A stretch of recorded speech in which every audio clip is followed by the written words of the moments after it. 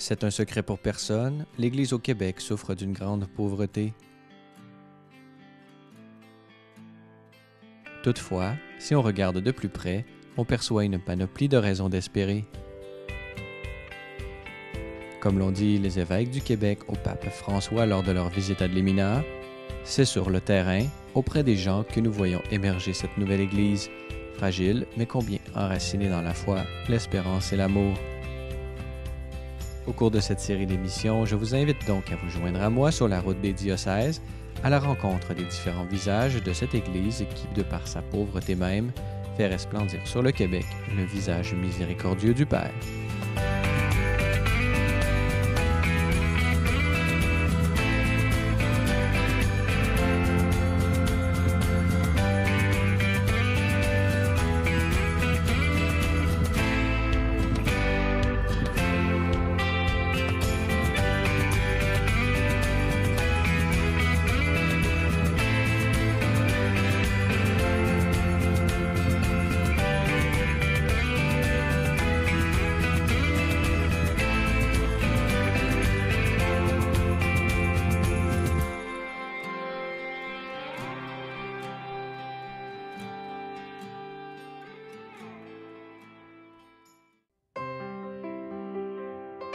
Créé le 15 janvier 1867 par le bienheureux pape Pie IX, l'archidiocèse de Rimouski célèbre cette année ses 150 ans d'existence sous le thème « Nourri par ses racines, audacieuses pour l'avenir ».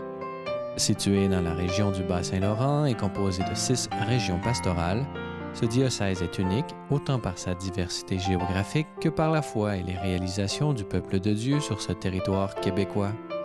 Successeur de Monseigneur Langevin, premier évêque du lieu, Monseigneur Denis Grondin a reçu la plénitude du sacrement de l'ordre le 25 février 2012 en la basilique Sainte-Anne-de-Beaupré. Après quelques années au service de l'archidiocèse de Québec, Monseigneur Grondin fut envoyé par le pape François à Rimouski pour devenir l'archevêque de ce diocèse, dont l'histoire et la réalité présente laissent présager un avenir rempli d'espérance. J'ai été interpellé à venir servir, alors que j'étais auxiliaire à Québec, venir servir ce beau diocèse le 26 avril 2015 à l'occasion de la béatification de Mère-Élisabeth Turgeon. Donc, c'était une bonne occasion, l'annonce était là.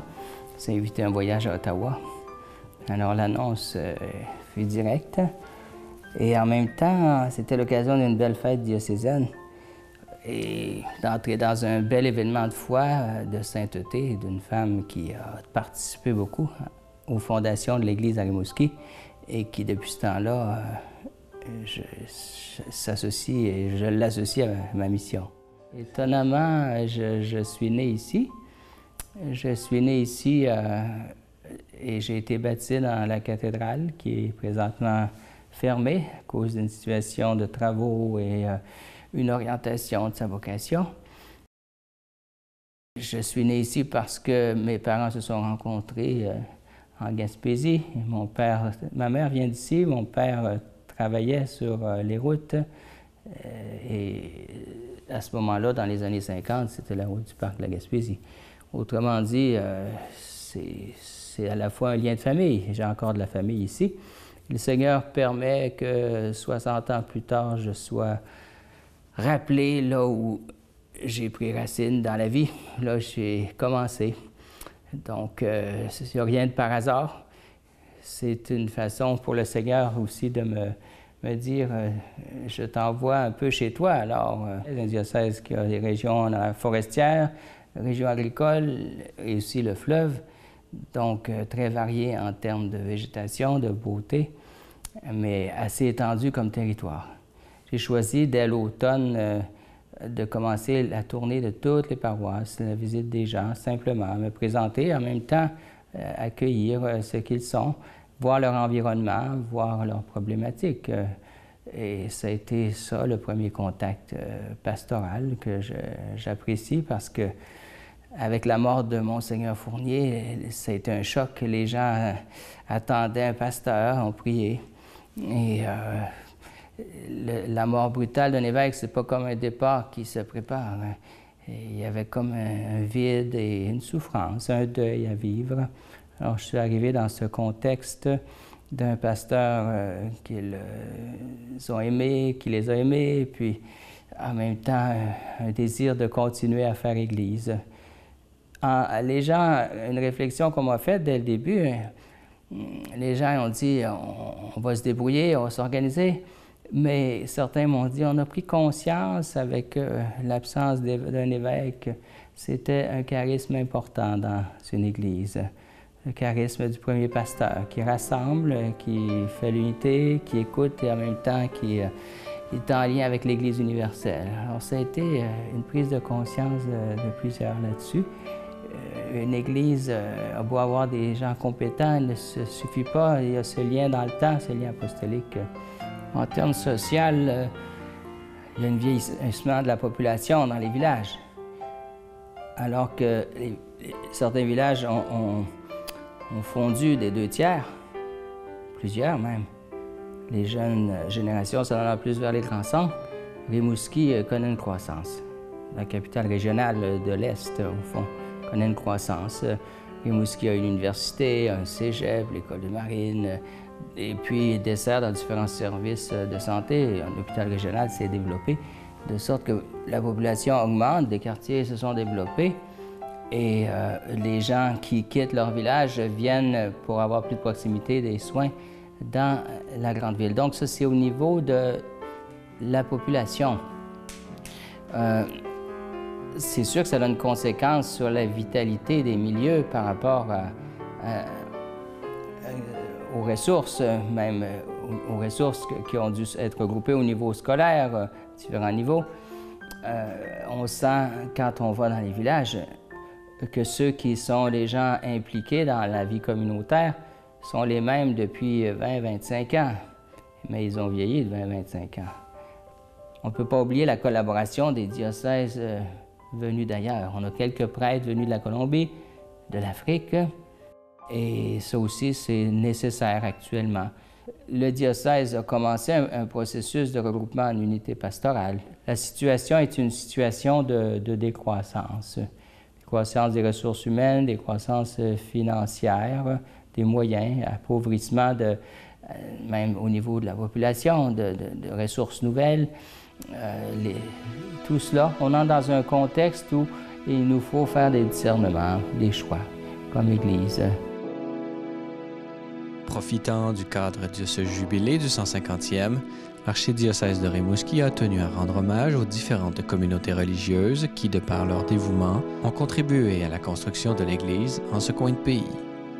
Je suis sœur Gisèle Dubé, je suis une Ursuline et je fais partie du comité général de préparation au 150e. Alors cet après-midi, ce qu'on voulait, c'est réunir des représentants de toutes les communautés qui avaient été depuis 1867 dans le diocèse de Rimouski. Donc, il y avait les communautés qui avaient été et qui avaient quitté, c'était la première partie, et les communautés qui étaient encore présentes. Alors, comme on voulait centrer ça sur ces personnes-là et sur ces groupes-là, c'était elles les vedettes, c'est aujourd'hui, on leur a laissé se présenter leur communauté ou leur institut, leur œuvre, où est-ce qu'elles avaient œuvré dans le diocèse de Rimouski.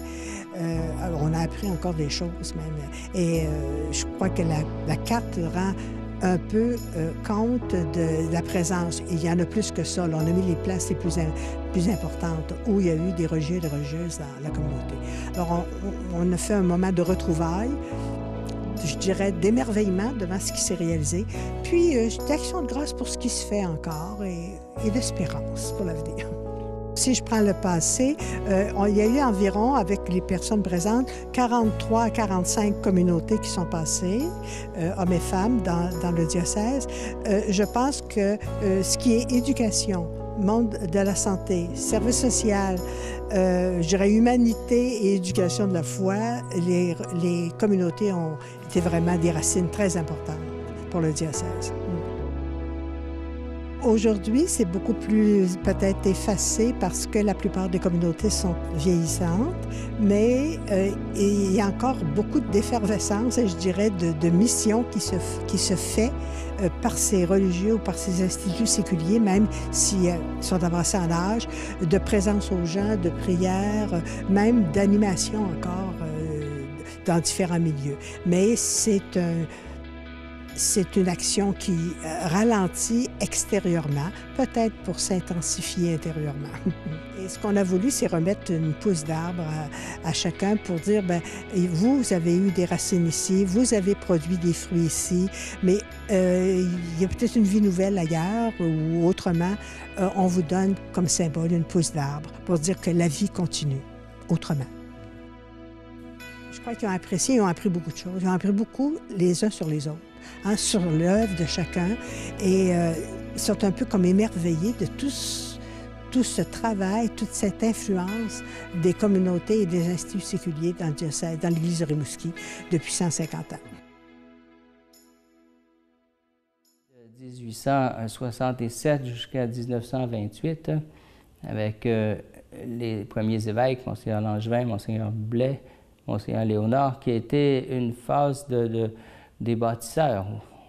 Les bâtisseurs qui ont, avec des congrégations religieuses multiples, à la fin du 19e et jusqu'en 1928, construisent une infrastructure d'institutions nécessaires pour l'éducation et pour aussi les hôpitaux, les soins de santé. Donc ces congrégations se sont beaucoup dévouées dans ce sens-là. Et avec ces bâtisseurs, ces gens de charisme, on a aussi une congrégation diocésaine, celle de Mère Élisabeth Turgeon, que l'évêque a permis qu'elle soit cette congrégation surgisse et en même temps déploie son charisme avec beaucoup d'enseignantes. Il y a eu jusqu'à 1000 religieuses à l'œuvre. Donc, on peut dire que l'apport des communautés a été salutaire pour structurer les paroisses. Donc, dans ce développement du diocèse, c'était le développement des paroisses dans les différentes régions. Plusieurs églises ont été bâties dans cette période de l'histoire diocésaine. Jusqu'en 1928, où arrive Monseigneur Courchaine, un homme instruit, un homme brillant. Pour lui, c'était un grand souci, la formation. Formation des laïcs, formation d'un laïcat responsable.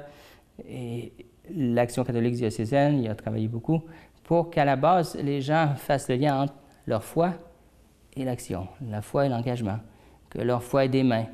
Et dans ce sens-là, Monseigneur Courchaine était un homme qui a organisé cette éducation, cette sensibilisation.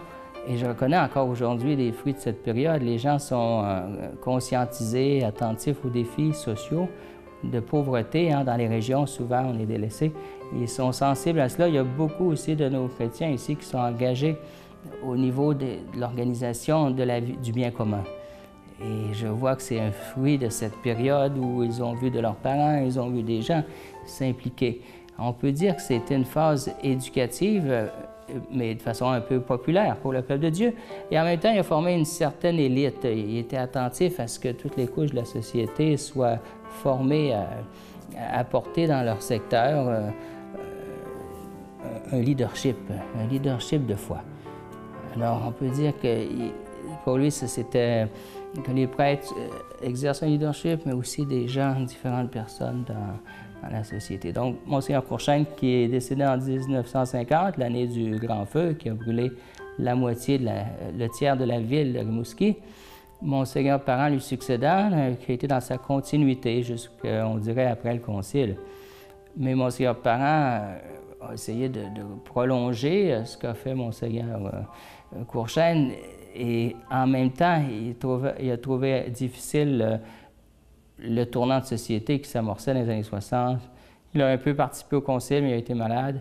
Il n'a pas pu continuer de participer. Donc, il a donné tout ce qu'il pouvait, mais on sentait que c'était une période qui se terminait. Cette période d'épanouissement d'un type d'Église. Mais la mise à jour de l'Église, l'aggiornamento, comme on dirait dans l'Église, c'est les évêques après qui ont travaillé. Monseigneur Lévesque, Monseigneur Ouellette, Blanchette, Monseigneur Fournier, donc les évêques qui ont succédé, qui ont participé au renouveau de Vatican II. Donc, Vatican II qui est une période d'adaptation et en même temps de dialogue avec le monde. La modernité versus le changement de société, l'autonomie versus la vie communautaire. Alors ça, c'est la troisième période dans laquelle nous sommes encore, d'une certaine manière. Parmi les activités soulignant l'anniversaire de l'archidiocèse, avait été organisé un spectacle musical où près de 500 jeunes du village des Sources ont pu chanter leur joie de vivre, accompagnés de l'ensemble Antoine Perrault. Je m'appelle Jean-Guy Gendron, je suis frère du Sacré-Cœur. Et puis, il y a 23 ans, on a lancé un projet un petit peu fou au point de départ, de dire on va créer un centre qui va accueillir des jeunes toute l'année pour permettre à des jeunes de se ressourcer, de se retrouver, de faire le point sur ce qu'ils vivent, de faire des bons choix. Alors, d'année en année, on a avancé dans le projet avec la surprise que de plus en plus de jeunes venaient à notre village. Graduellement, ça a été d'autres régions qui ont demandé d'ouvrir un village chez eux. Et aujourd'hui, bon, il y a 4 autres villages d'ouverts et 2 autres qui sont en voie de s'ouvrir, dont un en France et un autre du côté de la Nouvelle-Écosse. Alors, ça nous surprend toujours parce que c'est pas des grandes choses qu'on fait, c'est d'accueillir beaucoup de jeunes, de prendre le temps de les écouter, d'échanger avec eux, de leur donner la parole. Et ces jeunes-là nous émerveillent à chaque fois et nous écrivent des choses incroyables qui permettent justement par la suite de donner naissance à des chants qui sont extraordinaires. Quand les jeunes viennent au village pour la première fois, les jeunes viennent simplement parce que des fois, ils ne savent même pas c'est quoi. Mais quand ils arrivent, on va jouer avec eux autres, on va rire, on va aller voir la nature. Le contact avec la nature, c'est incroyable, là. L'émerveillement qui va se développer. Et tout à coup, on va amener les jeunes, quand ils sont en nature, à oser l'aventure du silence. Et les jeunes qui viennent pour une deuxième, une troisième fois, nous disent souvent en arrivant, « J'espère qu'on va faire du silence, j'en ai besoin. » Et puis, bien sûr qu'après avoir fait ça, on va avoir des temps d'échange avec eux. On va avoir des jeux qui vont conduire à des échanges. Et tout à coup, on devient sur un terrain de confiance où les jeunes nous partagent. Certains jeunes vont nous dire à un moment donné, moi, je me sens pas bien quand quelqu'un me rejette à l'école, ça me fait ça. Et c'est pas long que d'autres jeunes vont lever la main et dire, moi, je m'excuse, je t'ai souvent écœuré, je savais pas que ça te faisait de mal comme ça. Alors, c'est pour dire que graduellement, on arrive à ça. Mais à la suite du camp, les jeunes qui le veulent, on dit, si tu veux, tu peux t'embarquer dans un groupe qui va s'appeler Chanter la vie. Et ce groupe-là va simplement vivre des rencontres, pas tellement pour chanter continuellement, mais simplement pour apprendre à mieux se connaître, à mieux fonctionner. Et à la fin de l'année, plusieurs groupes qui se sont créés un peu partout se réunissent et ensemble, on va donner un spectacle. Il y a eu certaines années qu'on a eu jusqu'à au-delà de 800 jeunes. Mais la plupart des années, on a souvent eu 2, 3, 4, 5, 600 jeunes, là. Et ces jeunes-là, on leur dit toujours, le but du chant n'est pas une performance musicale, mais le premier but, c'est que tu deviennes meilleur. Quelqu'un qui apprend à faire des bons choix, à être heureux dans sa vie, parce qu'il écoute le cœur qu'il a. Moi, le silence, ça me fait du bien. Ça fait 6 ans que je suis avec Chanter la vie maintenant. C'est ma responsable de groupe qui m'a intégré vraiment dedans. Elle m'a amené aux Îles-de-la-Madeleine pour mon premier camp. Puis tout de suite, j'ai accroché. J'ai rencontré des gens, ça devient une grande famille. Tu peux pas t'en sortir. Ça m'apporte beaucoup de joie, de détente. Ça enlève le stress. Tu es capable d'être toi-même sans pression. Tu es capable de te dégourdir sans que quelqu'un t'abaisse. Tu peux faire des gestes complètement inutiles, puis quelqu'un va te joindre au lieu de se moquer. Même ce qu'ils se moquent parfois, mais c'est entre amis, c'est pas insultant. C'est beaucoup de fun, on est capable d'être nous-mêmes. Ben moi, j'adore chanter. Chanter, c'est comme une de mes passions. Moi, c'est la même chose. Chanter, c'est une de mes passions. Moi puis Liliane, on chante dans le corps, on fait n'importe quoi, puis let's go, on y va. Les personnes qui sont plus renfermées, pour eux autres même, ils pourraient essayer. Puis moi, personnellement, moi, j'aime ça. Et toi? Moi, je dis à du monde pour dire, gars, vous êtes... Comme je connais du monde qui sont pas humains, pour moi, ça paraît dans leur face que c'est pas humain. Fait que je dis, gars, allez au village des sourds, vous allez vous amuser, chanter, être plus vous-même, puis plus vous aimer. Robert est un ami que je connaissais déjà depuis quelques années. Et un jour, j'ai dit à Robert, j'aimerais ça que tu écrives un chant pour le village. Et puis, au début, il a dit, je vais faire ça rythmé, c'est pour les jeunes. Et finalement, il était venu dans la région et quand il a traversé l'allée des Grands-Pins qu'il y a chez nous, il a tout de suite dit, c'est pas ça que les jeunes viennent chercher ici. Il a tellement ralenti le chant que le chant s'appelle Tout doucement. Mais ce chant-là donne un peu les objectifs du village. C'est un premier chant qu'il a fait. Je crois que parfois l'esprit nous fait prendre des chemins qu'on se doute même pas. Mais il nous dit, juste écoute et tu vas voir, il va se réaliser des merveilles. Mon espoir tient à une seule chose. Si des jeunes se sentent mieux parce qu'ils ont un lieu d'espoir, un lieu où ils peuvent mettre des mots sur ce qu'ils vivent, et chez nous, dans un tout petit village comme on a, bien, dans les 23 ans, ça fait au-delà de 60 000 jeunes qu'on accueille. Alors, on donne beaucoup, les adultes, mais je crois qu'on reçoit plus à cause du contact merveilleux que les jeunes nous donnent.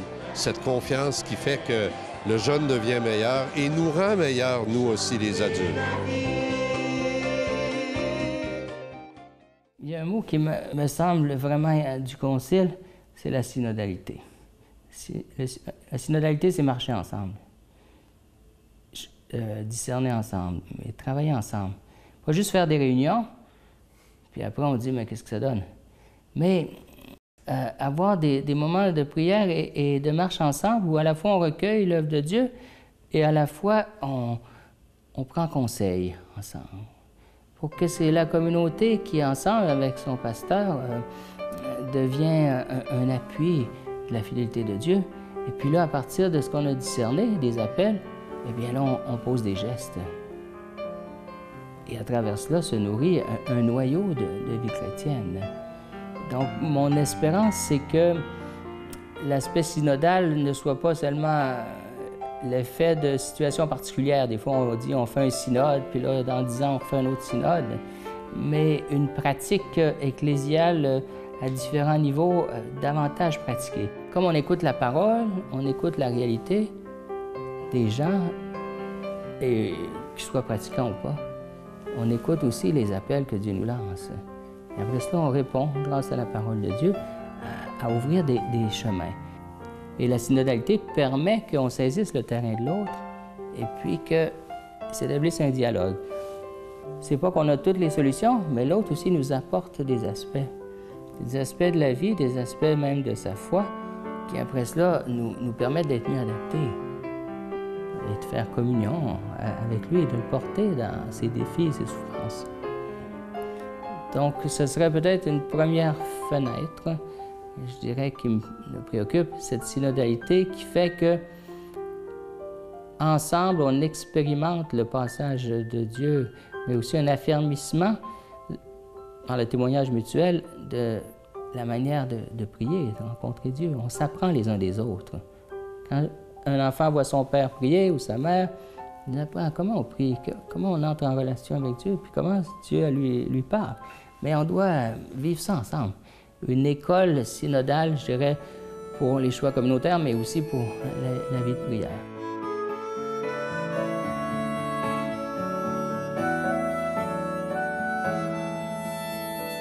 Le 28 mai, jour de l'Ascension et fête liturgique de Saint-Germain, patron de l'archidiocèse, une grand-messe avait été organisée au Colisée de Rimouski et où s'étaient réunis quelques 2000 fidèles afin de rendre grâce à Dieu pour ce jubilé du 150e et demander la force de regarder l'avenir rempli d'une confiance renouvelée.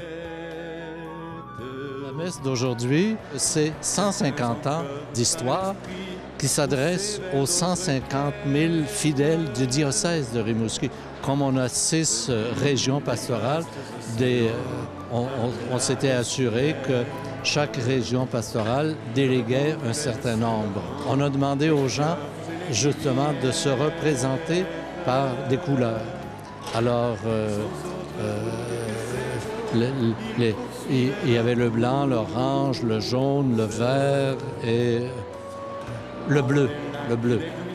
Alors de sorte que Monseigneur Grondin a pu faire l'animation en demandant aux gens, si vous êtes de Trois-Pistoles, levez votre couleur. Alors, dans son homélie, je pense qu'il a, c'est le thème, il a associé ces couleurs-là à la région, mais aussi au message de Jésus pour actuel. Par exemple, l'orange, il a dit, de mémoire, il a dit que c'était la couleur de la compassion. On a fait une mixité, Chanter la vie, l'ensemble Antoine Perrault, les chorales du diocèse, de sorte que ça a été vraiment une fête, parce que j'évaluerais peut-être à 2000 personnes qui se sont réunies ici. Avec les jeunes, depuis 20 ans, on crée des chansons ensemble qui célèbrent la vie. Je trouvais ce matin que d'être ici, le prolongement de la fête de Chanter la vie, mais aussi une coïncidence arrangée un peu par le Saint-Esprit, c'est la fête du diocèse également. Et donc, c'était vraiment une fête pour moi d'être invité à participer à la messe de ce matin via le chant et l'implication des chorales. L'Église diocésaine, avec les ressources qu'on a actuellement, moi, c'est pas mon diocèse, je suis de Québec, mais on ressent le même chemin d'appauvrissement en termes de ressources en personnel particulièrement, mais le Seigneur n'est pas à bout d'idées et le Saint-Esprit continue d'inspirer, à preuve ces jeunes qui prennent le relais d'une autre façon, d'une façon inattendue, d'une façon neuve, qu'elle soit une communauté vivante. Enfin, Église, c'est ça que ça veut dire, communauté. Elle n'est pas toujours selon les attentes qu'on s'est fait, qu'on a créées, ou même les structures qu'on a créées. Mais la vie, elle pousse à travers les fentes du béton, à travers les fentes de l'asphalte, et la vie fait son chemin. C'est ça que je trouve beau dans l'Église. L'Esprit Saint pousse, pousse, pousse. Et c'est une petite fleur qui semble innocente, mais qui va faire du chemin, parce qu'elle va semer autour d'elle. Le meilleur fruit, c'est que à partir de septembre, il y a des événements tout au long de l'année, parce que c'est un événement diocésain. Maintenant, ça va retourner dans les 6 régions pastorales. L'évêque et ceux qui les entourent vont aller passer 3 jours dans chaque région pastorale où on pourra faire une fête comme aujourd'hui, nourrie de ses racines, audacieux pour l'avenir. Parce que le diocèse de Rimouski est en train de regarder les 5 ans à venir. Prendre, comme tous les autres diocèses, le tournant missionnaire, mais on a un programme pour les 5 ans à venir. Alors, ça permet d'enclencher, de faire que ce ne soit pas juste Rimouski, mais que ce soit le diocèse de Rimouski qui fête.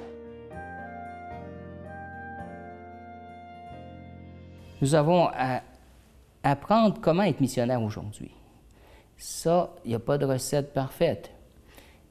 C'est dans la relation à l'autre. Et si la foi touche les cœurs, puis se vit au quotidien dans les maisons, avec le pardon, la réconciliation, apprendre à partager la parole, apprendre à prier aussi. Si on réapprend ces bases-là, eh bien, moi, j'ai espérance que toute l'Église s'en trouve mieux. Et que le peuple de Dieu voit le trésor que le christianisme apporte, la personne de Jésus, l'Esprit Saint au cœur de nos relations. C'est une révélation, une famille heureuse, une famille qui chemine avec ses joies et ses souffrances, et en lien avec d'autres familles, c'est un encouragement.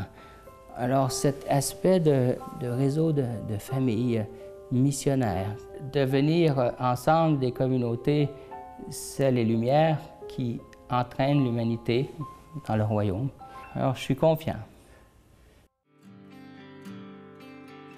Comme vous avez pu le constater, l'Église à Rimouski puise aux sources de son histoire la même foi audacieuse, cette confiance capable de déplacer des montagnes. Prions pour que, soutenue et éclairée par la parole de Dieu fait chair, elle puisse porter les fruits dont une nouvelle génération pourra à son tour bénéficier.